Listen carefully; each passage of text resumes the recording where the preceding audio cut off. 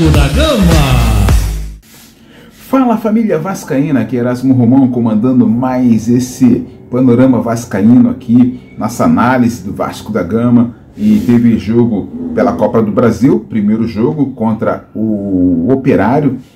Olha, se é para dizer que houve o jogo, olha, difícil, né? Eu nem sei o que o Gilson vai analisar aí, parceiro, porque, ó, de jogo mesmo foi complicado, né? Colocaram os trabalhadores para trabalhar no feriado. Eles fingiram que trabalharam, fingiram que tinha futebol.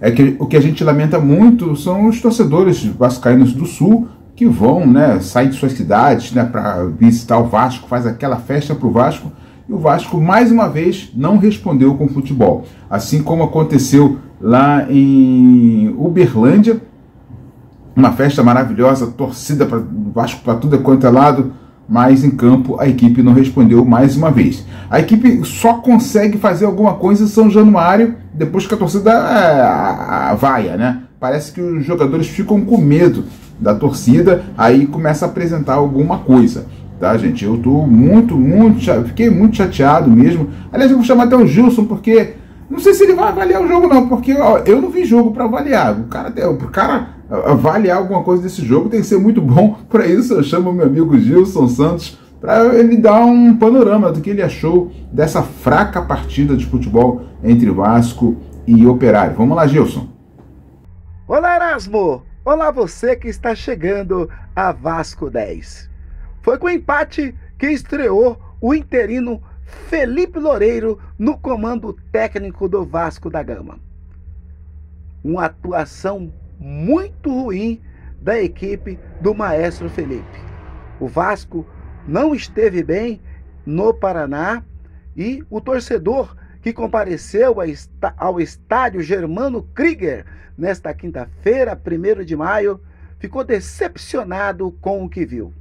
Muitos erros de passe e uma marcação muito frouxa no setor de meio campo e nas laterais. E se não fosse, Erasmo, uma grande atuação do goleiro Léo Jardim, o Vasco poderia voltar para São Januário com uma amarga derrota. Alguns jogadores com um rendimento muito abaixo do esperado, casos do volante Jair, do lateral Lucas Piton e até mesmo do artilheiro Verrete. O Vasco até começou bem a partida, fez um gol logo aos 20 minutos do primeiro tempo, num belíssimo gol do meia atacante português Nuno Moreira. Pegou a bola de fora da área, cobriu o goleiro e, num lance de maestria, abriu o placar para o Vasco logo aos 20 minutos. O torcedor ficou animado, muito torcedor do Vasco da Gama compareceu ao estádio Germano Krieger para ver a equipe do Vasco da Gama, mas depois do gol, Erasmo, só deu o Operário foi para cima do Vasco. O Vasco apresentou muitas falhas de marcação, com muito espaço ali no setor de meio campo, muito espaço nas laterais, e o Léo Jardim apareceu bem na partida com ótimas defesas, e num chute do jogador Daniel Amorim, ele mesmo que já atuou pelo Vasco da Gama, o Operário poderia ter vencido a partida, essa primeira partida aí, jogo de ida pela Copa do Brasil. O Vasco conseguiu ir para o intervalo, vencendo a partida por 1-0, conseguiu segurar o Operário ainda no primeiro tempo, mas na segunda etapa o Operário continuou apertando e aos 27 minutos do segundo tempo, o meia Bosquilha, aquele mesmo que já jogou pelo São Paulo, jogou no futebol francês, após tabelar na frente da defesa vascaína, deu um chute de fora da área, a bola foi no canto direito do Léo Jardim e empatou a partida. Erasmo, o ponto positivo dessa partida do Vasco da Gama foram aquelas jogadas diretas, lançamentos diretos para o setor de ataque que o Vasco não teve, mas o Felipe Loureiro vai ter muito trabalho aí para poder arrumar essa equipe do Vasco da Gama. Felipe Loureiro demorou muito para mexer na equipe, já que alguns jogadores apresentavam sinais de cansaço, caso de Felipe Coutinho, Nuno Moreira, e logo após o empate da equipe do Paraná, o Felipe fez várias substituições, colocou o Vitor Luiz em lugar de Lucas Piton, que não estava bem na partida. Lodi Augusto substituiu o Nuno Moreira, Matheus Carvalho reaparecendo na equipe do Vasco da Gama, substituindo o Jair. Depois o Garré substituiu o atacante Rayan. E por último, Alex Teixeira, que entrou no lugar do Felipe Coutinho.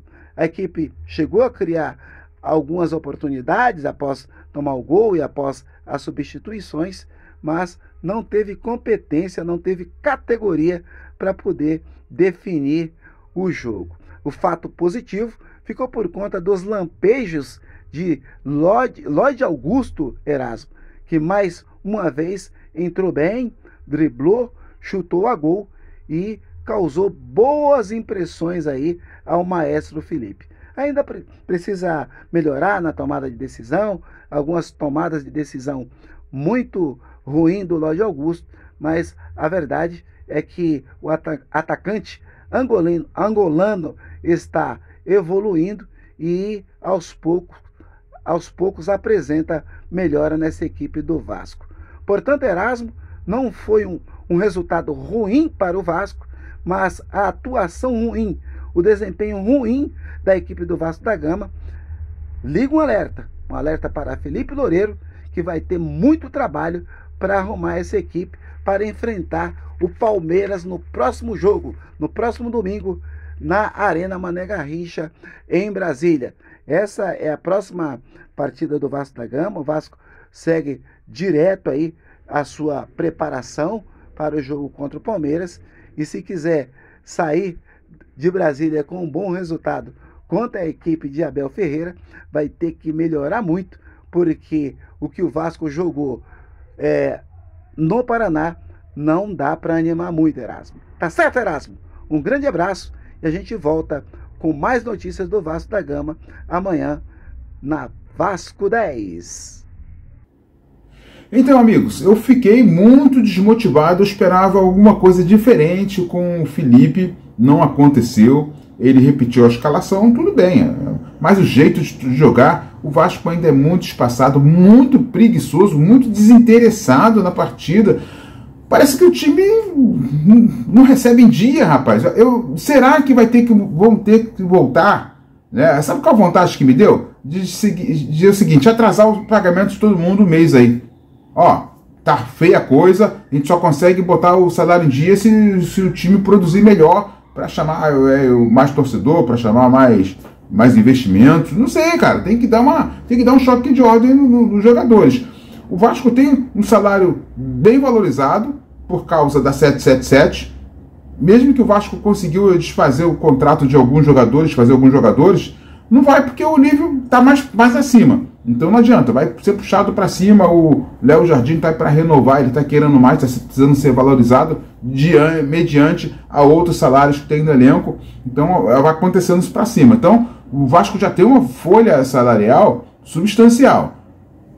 Tá em dia. Os caras não rendem. O que tem que fazer? Eu não sei, eu estou desesperado. Para mim, o Paier já vai embora mesmo. Para mim, o Coutinho, pelo custo-benefício, parceiro, eu não estou vendo benefício nenhum no Coutinho. Né? Joga meio tempo, é o dobro pela metade. Né? O dobro do valor pela metade do preço, pela metade do desempenho. Né? Só joga meio tempo. No segundo tempo, não tem mais Coutinho. Né? Então a gente fica... O Paier praticamente não tem mais. Tá? Apesar de ter prolongado aí o contrato, está contundido. E quando entra, também não entra isso tudo. E o Vasco paga uma baba. Então esse elenco está o dobro do preço pela metade do desempenho. É isso aí, galera. É isso aí, muito difícil também ficar aqui falando de jogadores individual quando o problema é o conjunto, sim. Tá? Aí é o Pedrinho, o próprio Felipe, aí, o diretor técnico, tem que dar a solução, porque o torcedor não aguenta mais. E tem mais jogos fora de casa no sábado contra o Palmeiras. O Vasco a 1 ponto do Z4, está começando a ficar apertado, e haverão outros jogos fora de casa pela Sul-Americana, por exemplo.